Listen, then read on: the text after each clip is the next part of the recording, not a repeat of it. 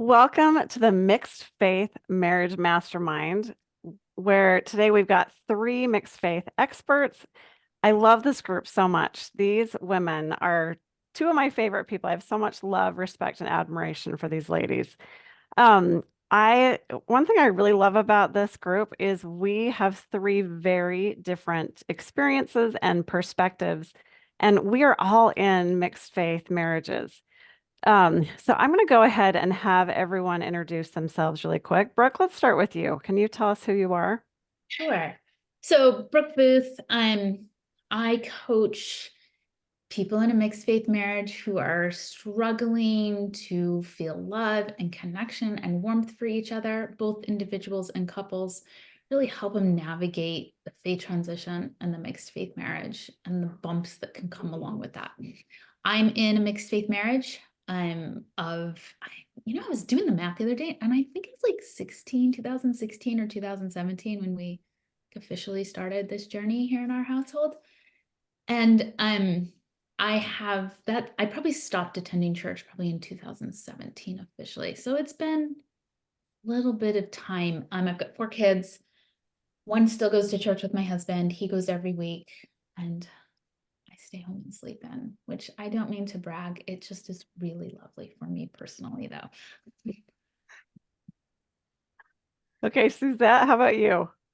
Yeah, I'm Suzette Halterman. I work with couples, um, all different kinds, and I am in a mixed faith marriage myself. And then I help couples that are in mixed faith marriages. I don't do that exclusively, but it is part of the work that I do in working with couples. And I would say that the mixed faith marriage issue in my own relationship is like a non-issue these days. Like I feel like we've kind of figured things out for now, but kids change, grow and change, and life throws curveballs all the time. So who knows how things will go, but for now we're in a good place. And I'm just personally just using relationship communication skills with my kids and in other aspects of my life. And I'm always learning and growing. But yeah, I love working with couples and helping them to get to a good place also. That would be my goal for everybody. Awesome. Okay, and I am Chris Rich. I am an active believing member of the Church of Jesus Christ of Latter-day Saints. I'm currently serving as the second counselor in my Stake Relief Society presidency here in the beautiful state of Massachusetts. I have been married for about 26 years, and most of that time, my husband and I have been in a mixed faith marriage.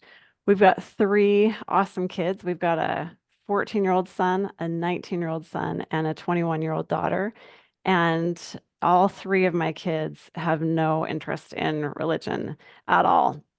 So I work with active members of the church who assume that they would always be on the same page with religion as their spouse.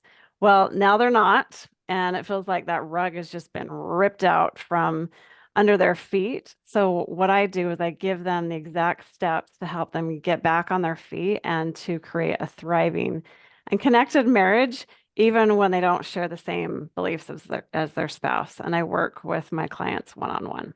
So that's that's who I am and what I do. So in these past masterminds, we've talked about, I think this is our fifth one, if I'm correct. We've talked about connection, we've talked about partnership, we talked about alcohol, we talked about garments, and today we are going to be talking about listening.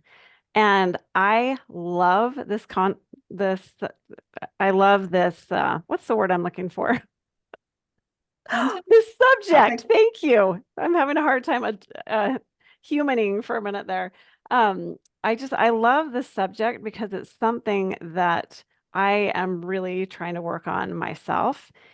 And the first question that I want to ask my panel of experts, I want you to share a time when you encountered a terrible listener and what that was like for you, whether that is yourself or someone else, or sometimes I'm the terrible listener. So I'll just throw that out there. Brooke, let's go with you first. Okay, I've got a story. And I do not mean to throw my husband under the bus with this story because he is unfortunately the example of the terrible listener. So, caveat, like he also can listen. This is just an example. So this one just happened recently. We have a boiler in our house. We have an older house, obviously, and it may be somewhat of a temperamental boiler. And the heat wasn't working in the basement. And I let him know, like, hey, the heat's not working in the basement. We already had people lined up. Like, we already had like some contractors coming to solve some other issues. Like, this wasn't a big deal. I wasn't saying like you need to fix this or anything like that. I was just like, hey, FYI, just so you know, it's not working in the basement. Now, this is what I want to highlight here with this story, because you're like, so where's the listening involved here? So sometimes we have really narrow definitions of what it means to listen. So what he did here in this example of poor listening is he didn't believe me. He assured me that the heat was working fine in the basement.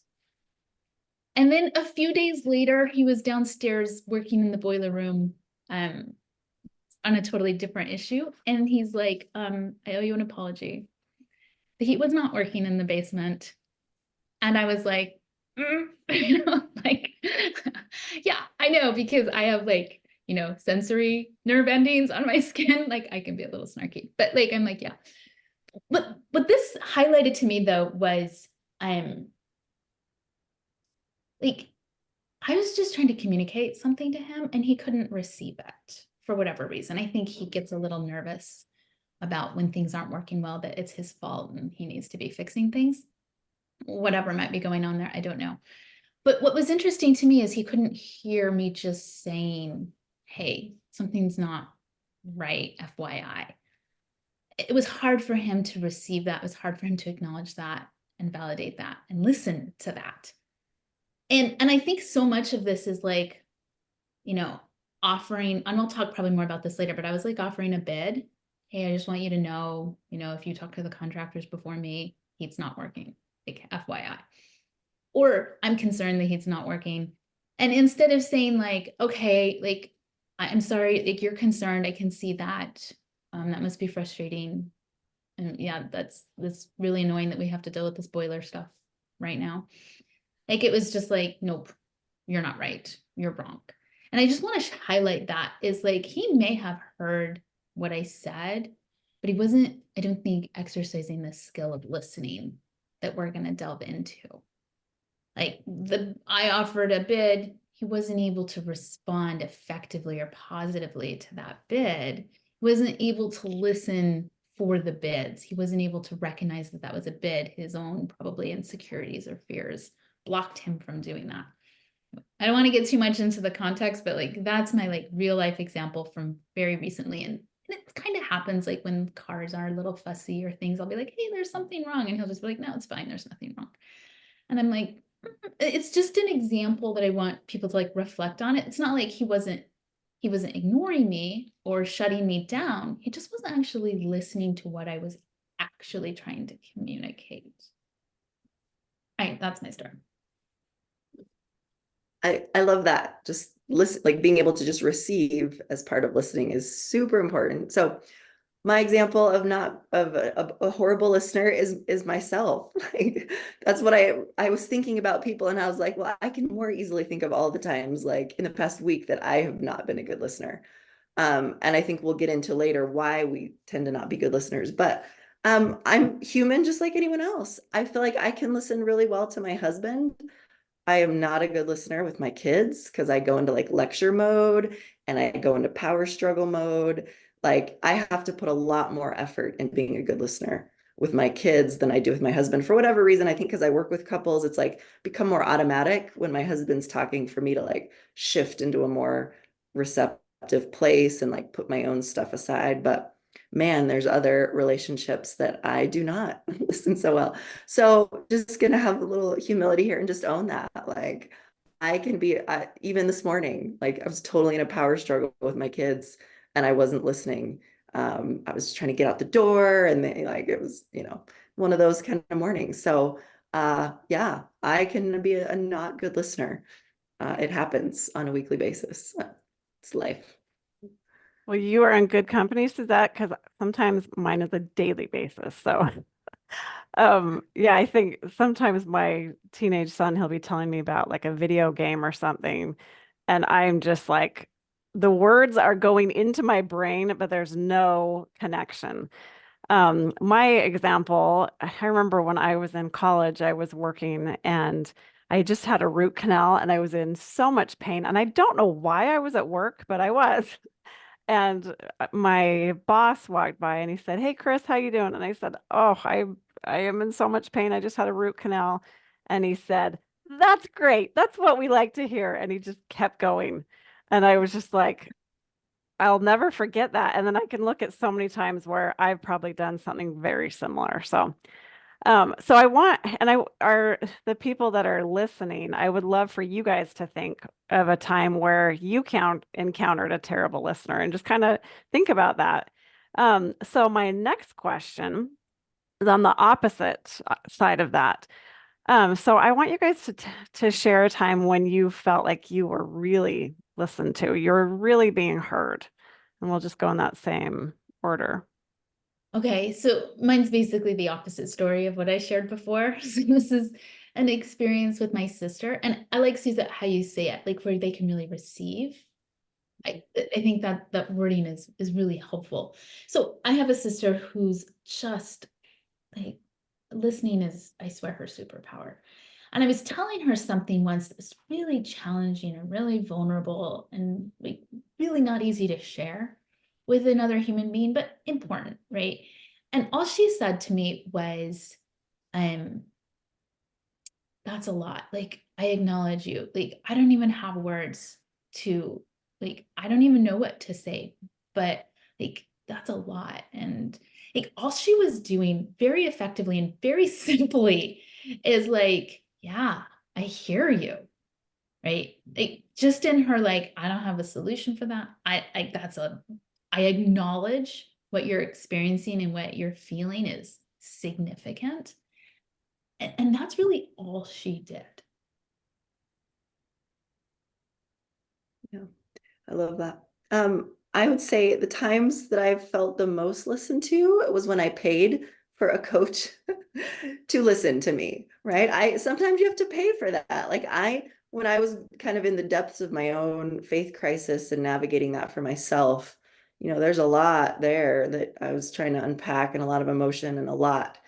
And so I hired somebody to listen to me because it's hard to find that, to find like kind of a neutral person that can listen in that situation that doesn't feel like sometimes family, they can't, there's too much involved for them, a spouse, sometimes too much emotion involved. They can't receive, they can't listen, they can't be open.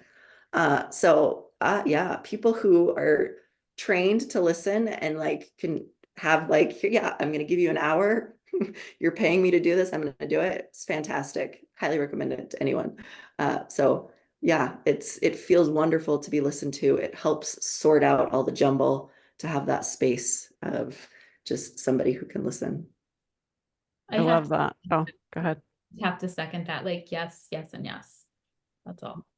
Totally. I have a lot of examples of great listeners. I remember a couple of years ago, I was having a really bad day. I was really just, I don't even remember what was going on. And my daughter is currently studying in China. So we were FaceTiming and I just said, I just want a hug. And I was telling her what was going on and she clearly was not in a position to come give me a hug, but she just sat there and listened to me. And then oh, probably about 45 minutes later, after we got off this FaceTime call, someone knocked on my door. And my daughter had texted one of my friends, and she used to babysit for her. So that's why she had her phone number. And my friend came over and she said, "I have a hug for you from China." And she had a bouquet of flowers. It's going to get me right now. And I so appreciated that she listened to what I said that I wanted and she did something about it. And I will never forget that. So that's I really felt listened to that day. Uh, okay, so how do we know when someone is really listening? I'll start first because I think it's in part of what we've been talking about here. Like, a really good listener is not making it about themselves.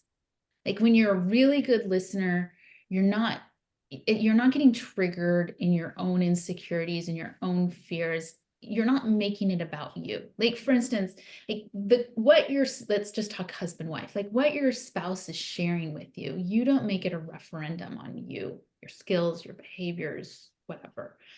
Like, this is not a commentary about you or your shortcomings or your successes. This is not about you and what you need to change or improve. Now, this is hard to do because our brains make everything about us, right? Like, but like that's what I think is the hallmark of a really good listener, is they don't automatically internalize it as this is about me and this is about like I said, a referendum or a commentary or indictment about me. But like what they do instead is like, this is about my spouse and their experience. This is about what they're feeling. This is about their thoughts. This is about how they experience the world or they experience a circumstance. Now, I'll piggyback on what Suzette said. And that's why before I was like, yes, yes, and yes, is because sometimes the coach or the therapist can do this more effectively because they don't have the same history as your spouse. Like, that's why. Like, that's why we go and hire these people. I always have my own little retainer of support staff, as I like to call them, because sometimes our spouses are not, it's not that they don't want to listen. It's just sometimes it's really hard to not make it about you. And to be able to, I use the term hold that space. It's kind of a coachy term, but basically that just means you're not making it about you and you're just letting it be about them and their experience. Yeah, I agree 100%. I think for me, like if I know somebody's listening, they're asking questions about my experience. So they're listening to understand me. They're not listening to reply. If they're just replying, defending themselves, being defensive, like then I know they're not listening. But if they're asking questions or like just, trying to get more clear on what's going on with me, then I know they're listening. And most people don't do that. I'll just put that out there. Um, I used to, so yeah, totally agree with all those things that you guys have shared. Uh, I love I actually speak Mandarin Chinese. I served my mission in Taiwan, and I love the Chinese character for listen. And it combines a whole bunch of other characters. It combines the character for eyes, your mind, your ears, uh, the character for the number one, meaning like giving your undivided attention, and your heart. So listening combines all of those things that we're thinking. We're using our ears, our heart, all those things together, um, and really being present, like looking at the person and at those questions that Suzette was just talking about are so important.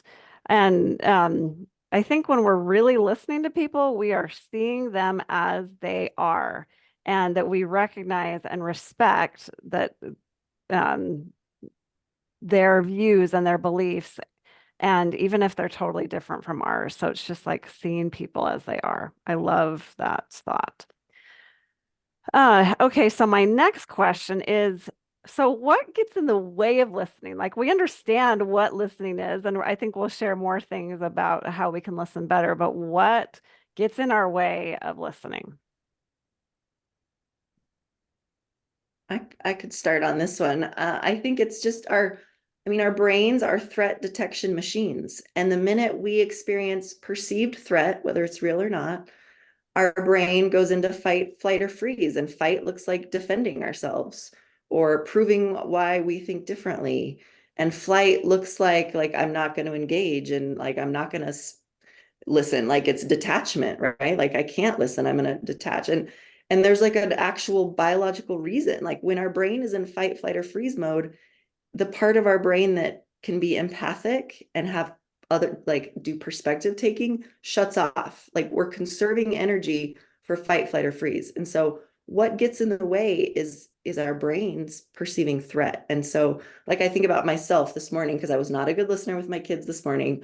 My brain detected threat, like they're disrespecting me, I'm going to be overwhelmed, I'm like not going to be okay if they're not listening to me. And when I do that, I go into fight mode. I go into like defending and power. Like I gotta get more power. And so I stop listening to them and I put myself above them. And you have to listen to me. I have to regain control. So like my threat detection system, just using my morning as an example, was like, oh no, I'm feeling threatened by being overpowered by my children disrespecting me. Boom, I'm in fight mode and my listening is gone. Like my brain shuts off empathy, shuts off care, concern.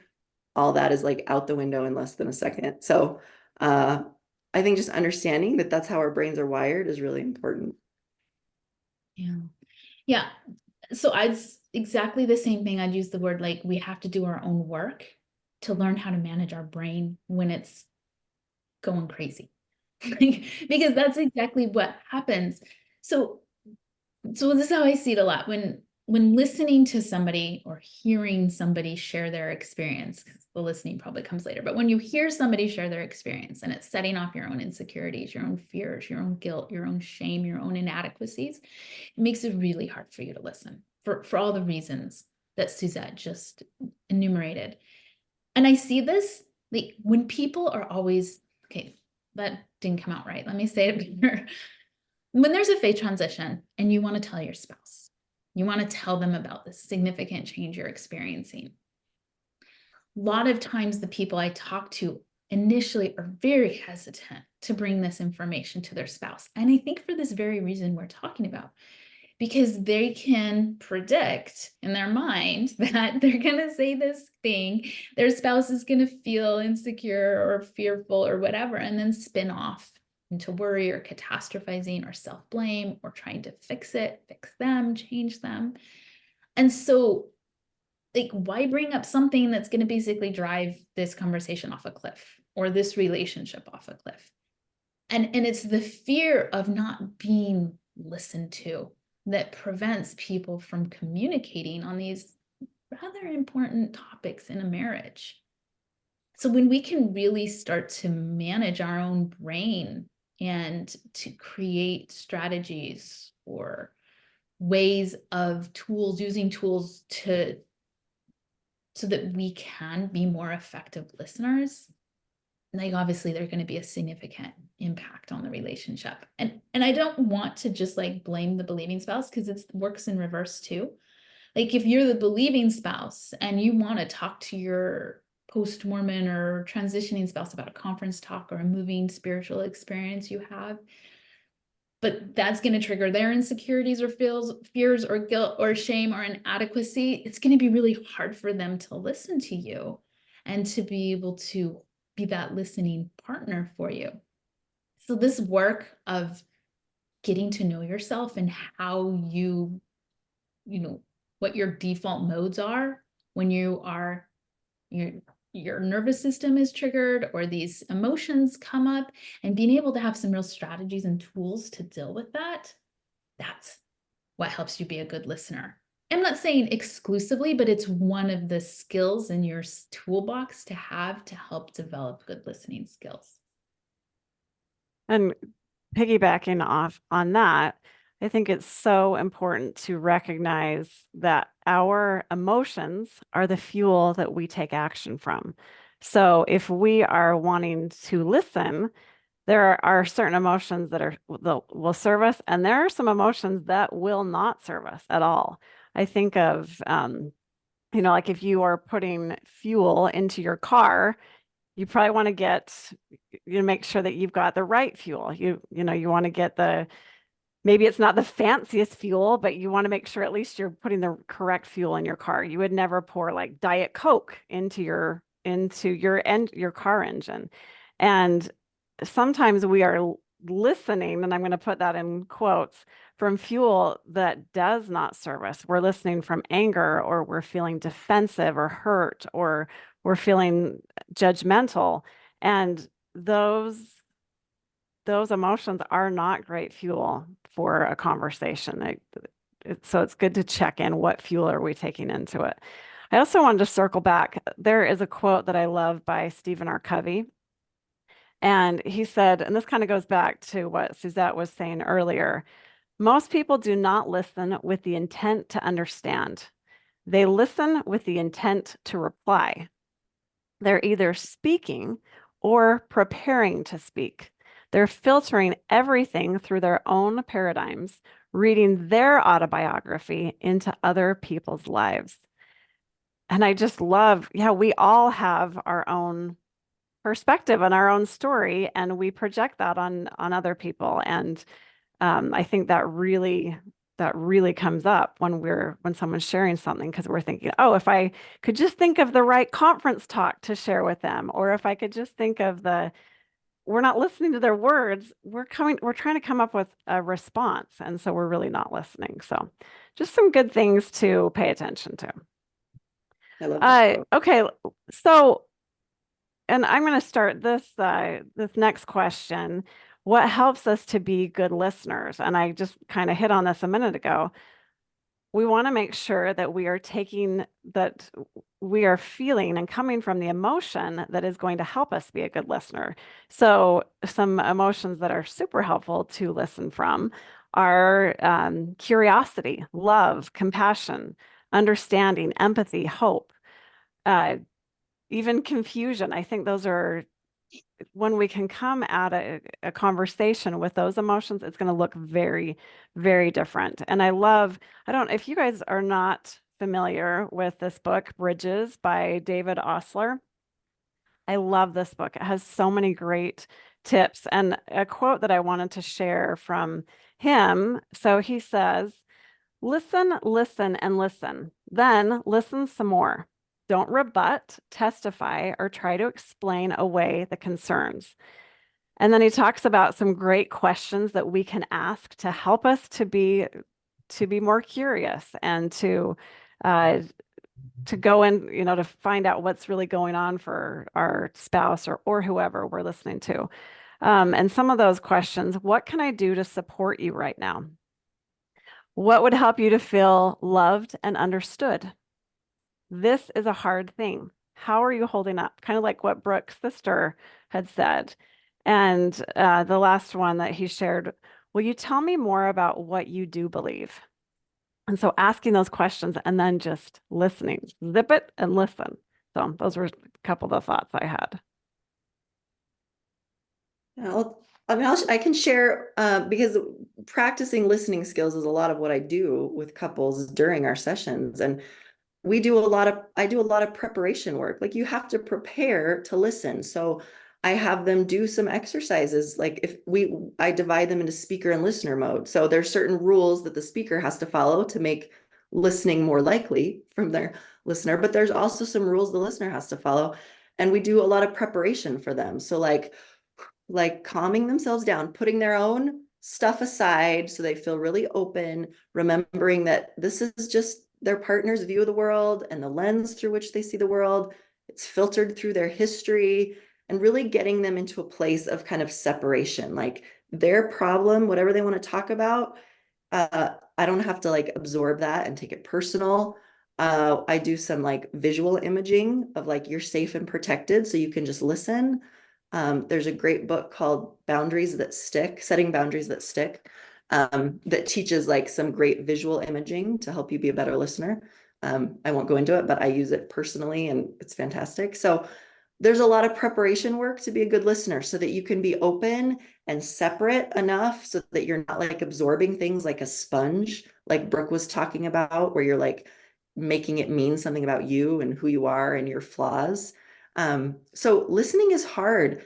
And I think where I get tripped up as a listener is when it's kind of spontaneous and I haven't had that time to like prepare. Like if I know my husband wants to talk to me about something, I have a minute to kind of do that prep work so that I can come into the conversation able to listen. If somebody just like springs something on me, or it's like in the spur of the moment when I'm trying to do other things, like this is why I'm not a good listener with my kids, is because it's never like a time when I've had a minute to like be a good listener. So I think being a good listener requires a lot of preparation. It's exhausting. That's why you can't do it all the time. Like I am not a good listener out and about in the world. Like I reserve that for the situations where I need to be, because it's mentally, physically, emotionally very draining to be like a really good, effective listener. So a lot of preparation work, a lot of kind of boundaries and separation. Like, this is not about me.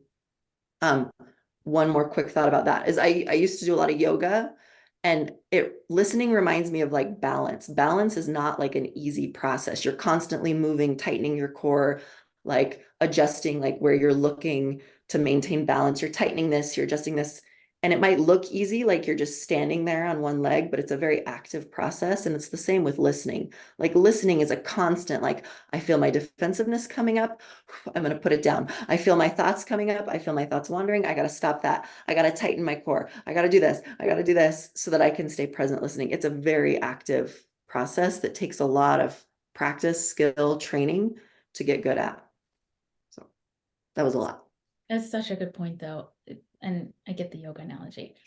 This is what I want to add. I want to add that, so we've been talking about how sometimes when our partner or child or somebody that we're in a relationship is talking to us, that we're busy responding, like in our head. And I want to be clear what we mean by that is we're busy responding to our own emotional state. We're busy responding to our own emotional reaction. Like that's what we're responding to.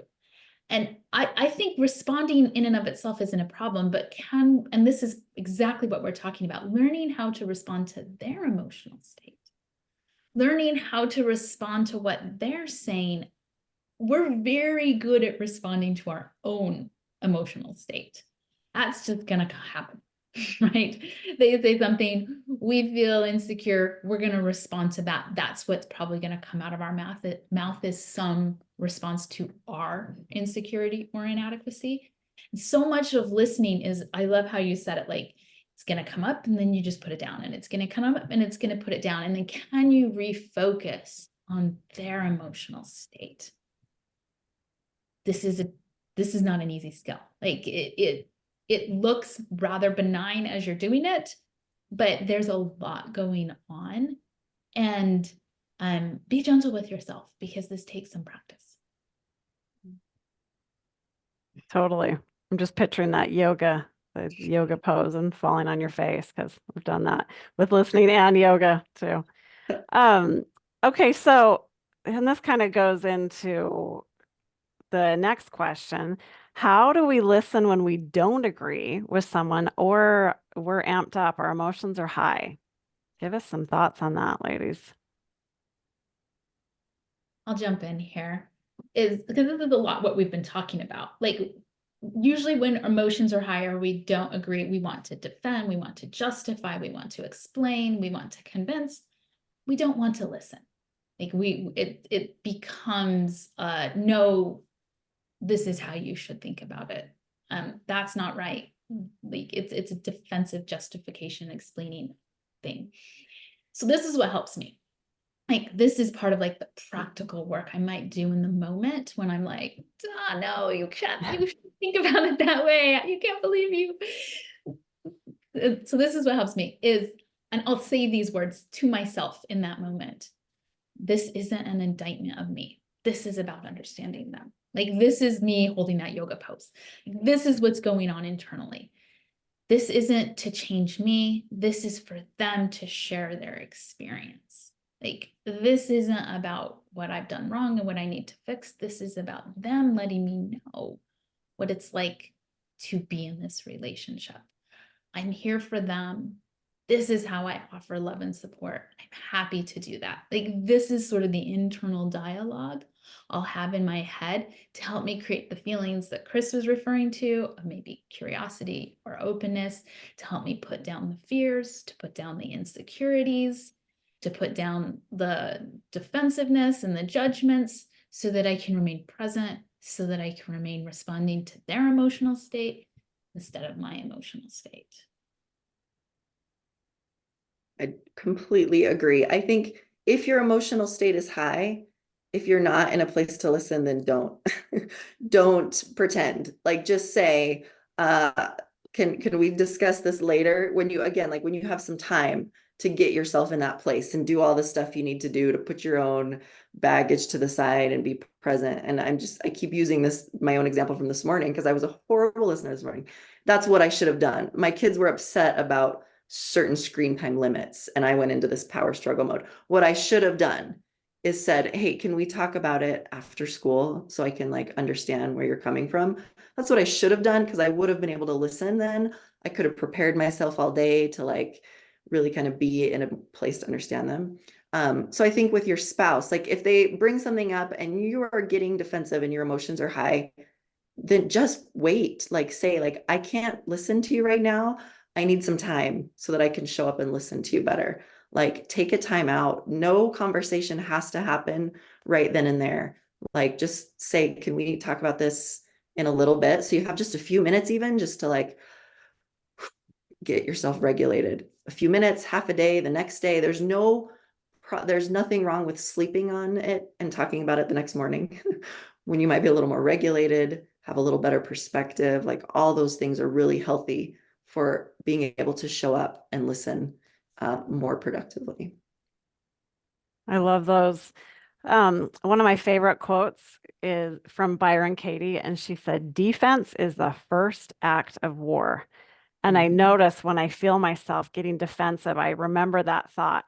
And there are times where I'm ready to like put up my dukes and, you know, that you got to pick your battles. But I think when I'm feeling that, I just think of going to war with my armor and my sword and just ready. And that's usually not the energy I want to take into my conversation. I think another really important thing to remember is listening to someone does not mean that you have to agree with them. You can still just listen and be so curious and ask questions about, like, help me understand why you feel this way, or what, and just dropping into that curiosity and just asking them questions. You don't have to agree at all, but just helping, just staying in curiosity, I think can really, really help.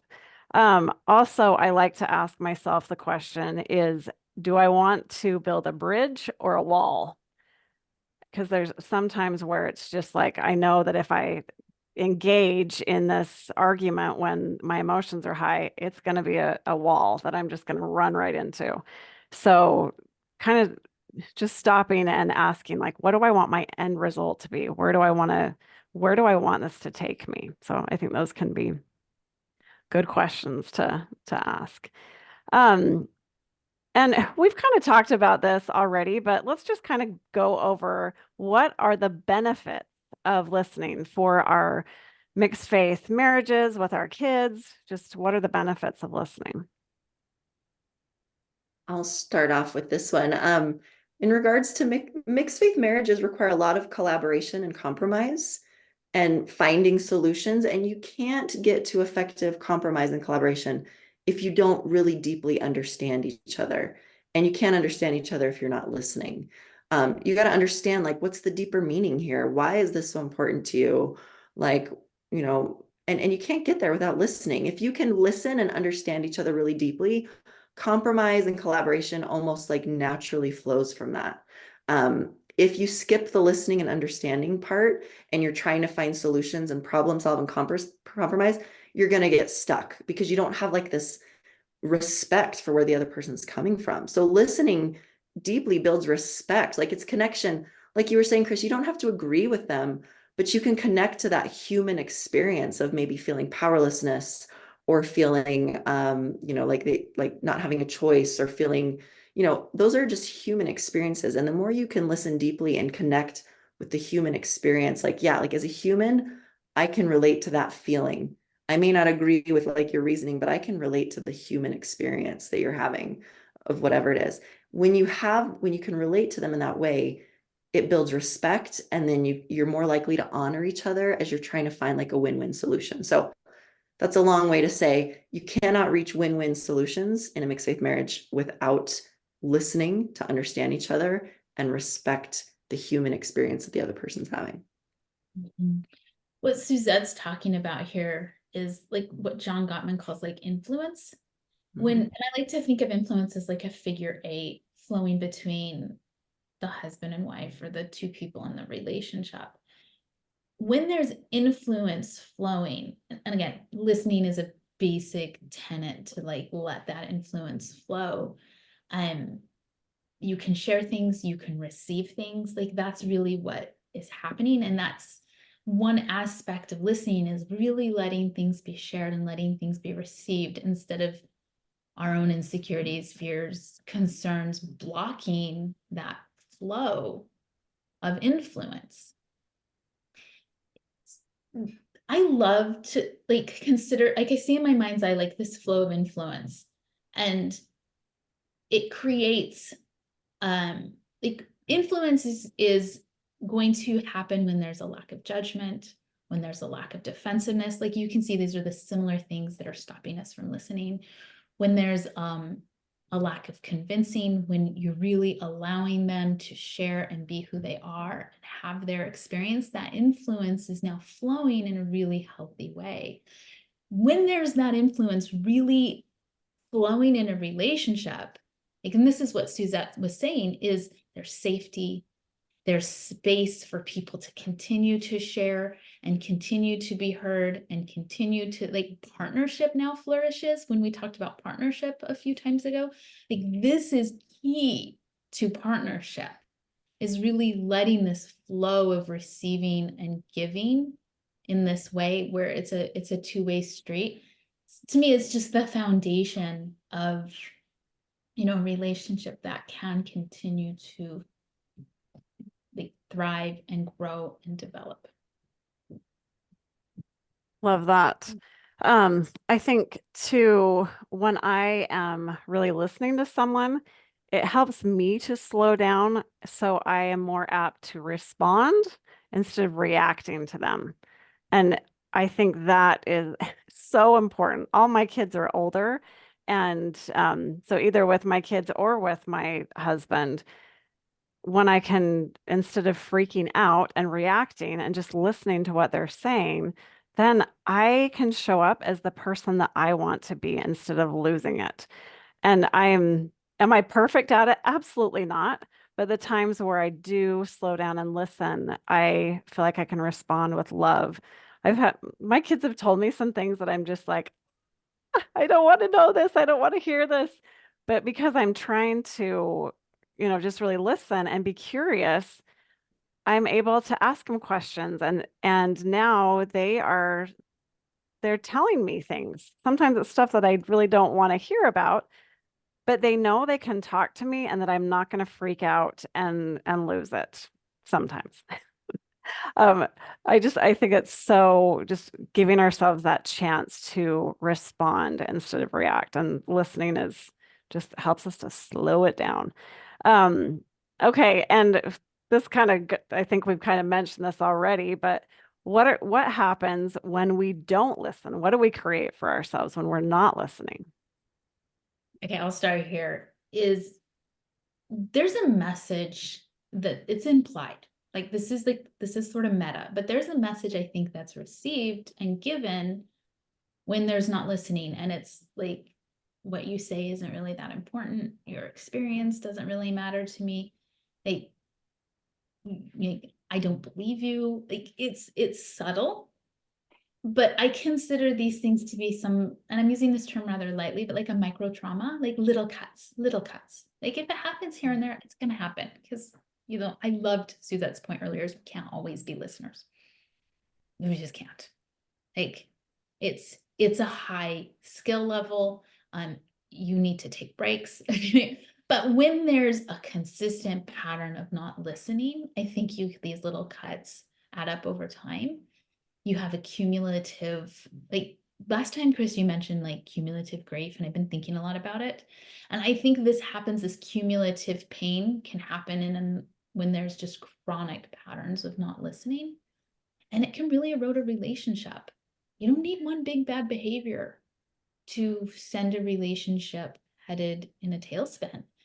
Cumulative behavior is sufficient. It really is.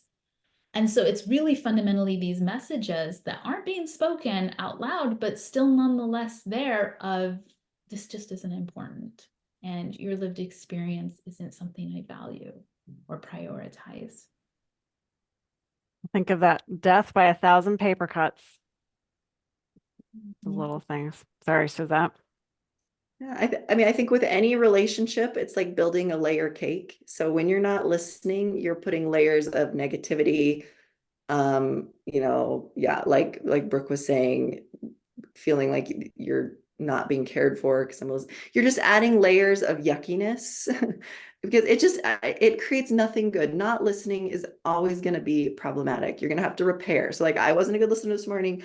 Now I have to repair with my kids when they come home from school, and we have to rebuild. We have to like take off that layer that I just built, which was very dismissive and this power struggle, and I got to build a new layer, got to repair, so you're just adding more work for yourself. Like if you can listen well the first time, you're putting on layers of like care and connection and empathy, and it builds foundation for good things.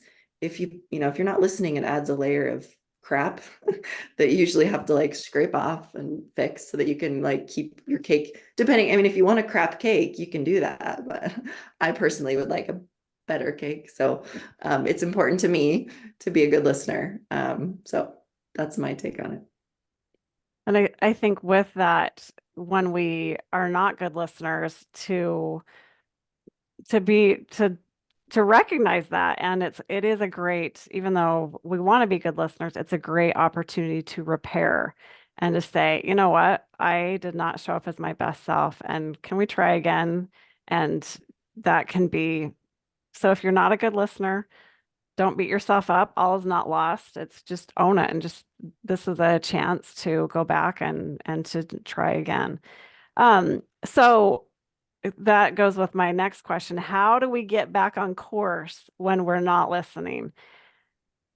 Because I think, and what I said, to call yourself out, and it may be like, hey, I did a terrible job listening last night, or sometimes I know like my husband will be telling me something in the middle of it. I'm thinking of like my Target grocery list, and I'll have to be like, you know what, can you repeat that? Because I was not listening. And I think just calling ourselves out on it, either to them verbally or just realizing like I'm not listening. We got to refocus and listen more with intention. That would be my suggestion there. I think all the things we've talked about, taking a break, getting control of yourself, asking for a redo, like you were saying, Chris, just wait, can you repeat that? I wasn't, yeah, just like any kind of refocusing. You're just kind of refocusing, getting yourself back into what you should be doing. Yeah, and I'll just echo a lot of what we've already said. Like, what are the obstacles stopping you from listening?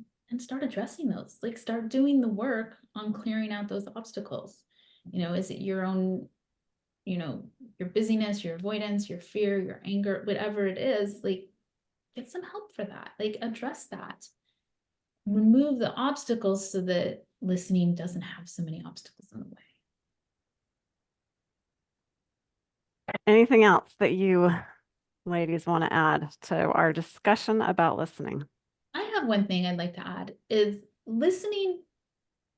I love what Suzette was saying. It's a higher skill set, right? It takes vulnerability. It's going to be scary. You're not going to be really good at it at first. You're probably going to be uncomfortable in your attempts. You're going to be bad before you're okay. You're going to be okay before you're good. So I know we're like, it's so important, and then your marriage is going to fall apart if you don't listen. Like, I don't want this to be like a fear-mongering exercise. I want this to be more like, we're trying to sell you on listening. This is important. We want you to do it. You're never going to be perfect at it. We're not.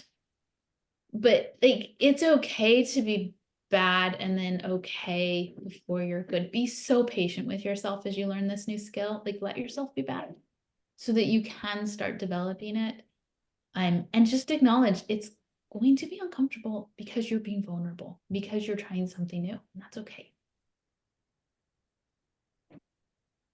I just think this is a good reminder for me, even like listening, like when we get busy with the day-to-day stuff, we just have conversations. We're trying to find solutions all the time, especially in mixed faith marriage. Like, how are we going to do this? How are we going to do this? And stuff comes up. It is really hard to remember to listen. So I think just use this as just like a refocusing. Like it's refocusing for me today, even talking about it. Refocusing on, oh yeah, I do need to like put some effort into listening. Like Brooke was saying, just practice and skill. But yeah, it's a conscious thing. that you have to do, and none of us do it all the time. I definitely do not. So I'm going to commit today to being a better listener. That's my commitment. And I think too, there's some skills that it's like the more you do it, the better you get. And hopefully that happens with listening. I think it's also important to remember that depending on what's going on for us or who we're talking to or what the circumstance is, just because you're a good listener in some situations, it doesn't mean that we don't have an opportunity to practice. And in mixed faith relationships, we get so many opportunities to practice. So it's important to not beat ourselves up, but to just recognize like, yep, I wasn't a great listener there, and here's an opportunity. I love this quote, and I wish I could remember where it came from. But it says, just listen without judgment, without thinking about what you want to say next once they stop talking, without trying to find fault in what they are saying, without becoming defensive, without making what they are saying mean anything about you. Just listen. And I think those are some great closing words for our discussion today, that listening is a skill and a superpower when we can use it. My friends, where can people find you guys if they want to learn more? I'm on Instagram, Suzette Halterman Coaching. I've got a website, just Suzette Halterman Coaching. Not very creative. I'm just as creative as Suzette because mine is Brooke Booth Coaching on Instagram and my website is Brooke Booth Coaching. We try not to make this difficult. I think we're just making it easy for people. And I'm not much more creative because mine is chrisrichcoaching.com. You can also find me on the Mixed Faith Relationship podcast. And Brooke also has a podcast. Brooke, what's your podcast? The Mormon Mixed Faith Marriage Podcast. There we go. So, well, you guys, this has been great, a great conversation, and we look forward to next month when we have another topic to help you in your mixed faith marriage. That's all we've got for you guys today.